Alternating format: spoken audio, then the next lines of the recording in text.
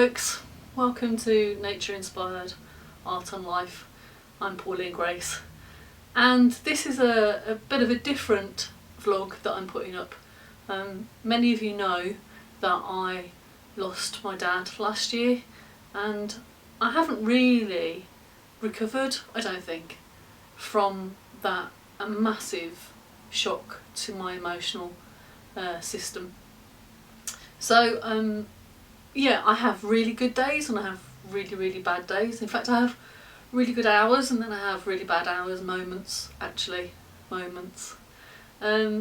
And so I've been to my doctor, and you know, they want to prescribe drugs and things, and it'd be fair to say that the first 3 months after my dad died, I felt like I'd been hit by a truck. And I guess everybody goes through that in terms of grief and mourning, and it was a physical, absolute physical pain, but I think I was also kind of exhausted because I nursed him for the last 3 months of his life, and that took a physical and emotional toll, as you can imagine.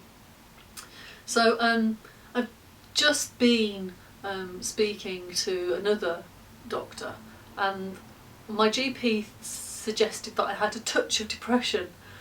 I didn't know you could have a touch of depression. I didn't know depression was one of those things that came in lengths or in quantities. So you could have a bit of depression or you could have a lot of depression.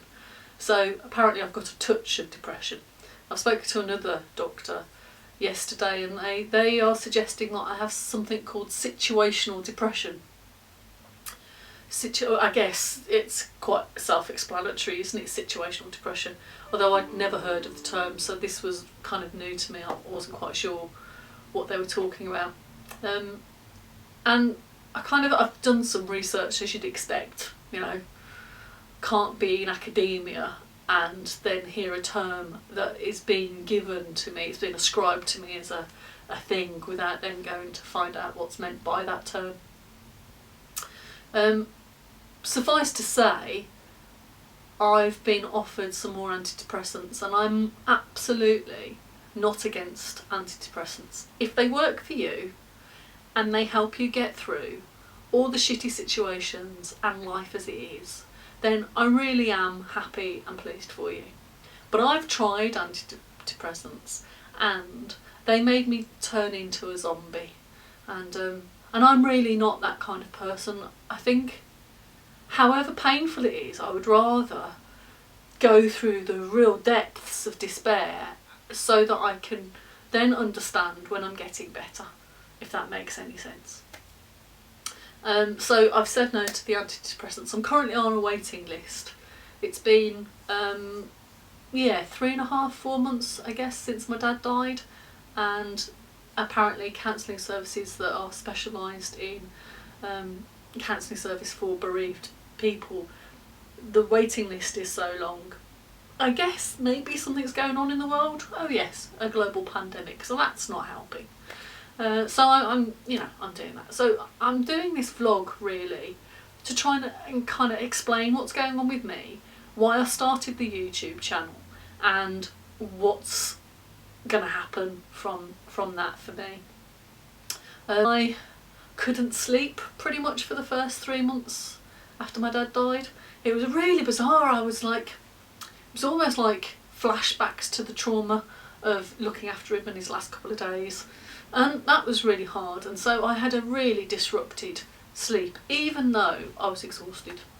And so now where I am is I can't get out of bed. I'm like sleeping far too much. It's almost like my body and my mind has said, right, okay, you're empty, now we're going to fill you back up again. And that's fine. And this thing called situational depression, well, I've had a look, and apparently it comes about around 3 months, it's that 3 month thing again, around 3 months after a traumatic or event in your life. So it could be a divorce, it could be losing your job, it could be experiencing severe trauma in an accident, it could be losing a loved one, it could be any number of things, or lots of those things joined together, and it usually then comes about after that. And so the two things that I've just mentioned, the not being able to sleep and then the sleeping too much, are classic characteristics of that. But there's some real kind of discussion and debate about, well, what's grieving and what's depression? And I guess there's a kind of a fine line between those two things. So yeah, that's where I am. The YouTube channel that I'm making is my attempt to get back to something called normal, because I talk for a living, that's my day job, and the prospect of doing that at the moment and actually having live human beings listening to what I'm saying and receiving my comments on the work and stuff just fills me full of dread, because some mornings I can't even tie my shoelaces up. So let's get real with it, people. Don't let me loose on anybody's work or supporting them, because I need to support myself first, right? So I was thinking, well, I need some motivation. I need something that's gonna get me out of bed, make sure that I have a shower and brush my hair, make sure that I get dressed, make sure that I've got some kind of schedule that I'm following. And so I came up with this idea of a YouTube video, which I then load up and create a channel and use it as self-help, really. And it has been helpful. I've been collating some beautiful music and video footage, and I've been putting those together and kind of compiling and curating, really, things that I use to help me go to sleep. So I started off with 15 minutes, then it went to half an hour. I've made one about, I think it was an hour and a half, and I've just done one that's under 2.5 hours, and I'm just about to load that one up. So for me, I use those kind of chill out videos as a form of self-therapy. So yeah, situational depression can, I guess, show itself in a number of ways. And it's not just about being sad or feeling a sense of hopelessness. For me, more poignant, because it was a lack of enjoyment of the things that bring me joy. So, I'm really arty and crafty, and I kind of threw myself into that. I really made lots and lots and lots of things, and I was feeling less and less connected with that, less and less invested in that, and less enthralled by the things that I was making. And that for me is quite telling, because I'm a really bubbly person, an optimistic person, a glass full person, somebody who looks forward. I found that I was crying a lot, still am. So, and I couldn't tell you what's going to start me off. It could be anything. It could be an advert, it could be watching somebody trying to cross the road, it could be a smell, it could be a song, it could be a memory, it could be a flashback, whatever. And so I cry every day, and I know that's normal for people who are grieving too. So when he's crying too much and not enough, there are all these sorts of questions. Some people are going to find this funny, but I find it really hard to focus on things. I can't concentrate, and I find myself getting really irritable. And again, they're very classic signs of this situational depression. But I'm not quite sure that I want to own that. I mean, I know the doctors have written that on my kind of, sick notes and stuff, and that's going to be my records, and that's the reason why I'm not at work. And it's a label, and it's like any label that's given to anybody, isn't it? But I'm not really sure. I don't buy into the idea of labels, so I really want to tell situational depression to fuck off. And maybe that's part of me getting better, because previously I couldn't even engage with the idea that I had a position on it, if you know what I mean.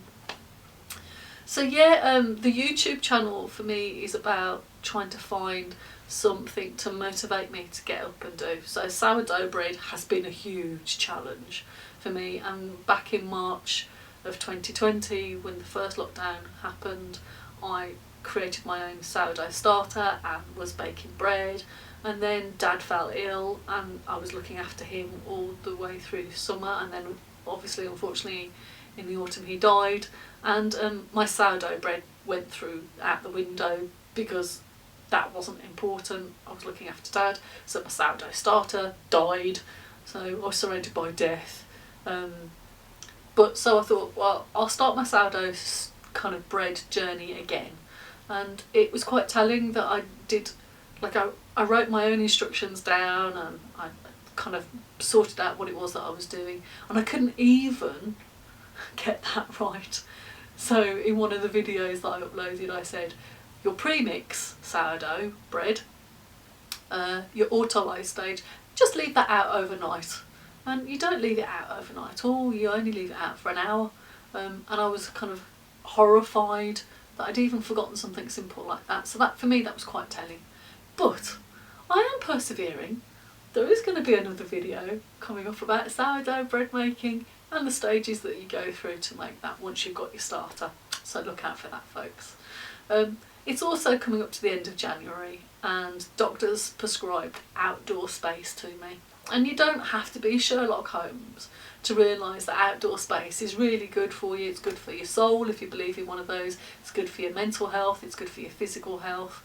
And, you know, it's good to get out of the four walls. I'm so lucky that we've got an allotment. And so one of the other things I'm going to do for the YouTube channel is just charter a year on the allotment starting from January. And our year really does start in January on the allotment. We're going to be doing our seeds soon. So you're going to be seeing the top 10 seeds to start now.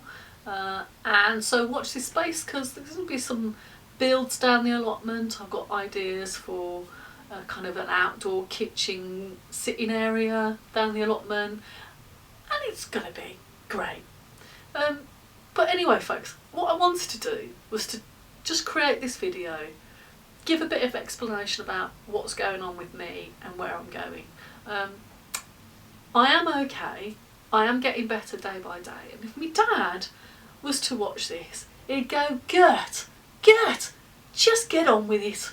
And I know he would, and I am trying to, and I will, but actually I know it's going to take me a bit of time, and that's okay. But so join me on the journey, join me in my sourdough, join me in my chilled out music video, join me in my allotment, and then maybe when I'm feeling a bit better and feeling a bit more motivated and creative, join me in my glass making or any of the crazy 101 things that I get myself into. Okay, I have to tell you, I can't wait to go out again, like out, because what I really missed was dancing and listening to some brilliant music and gigs and seeing friends and just, you know, being out there. So yeah, roll on vaccination, I can't wait. I hope you're all happy and well. I hope you're all looking after each other and the people that you love. Take it one day at a time if you're a stressed bunny like me, and we'll get there together. I'm sure we will. Okay folks, stay safe, take care, bye for now.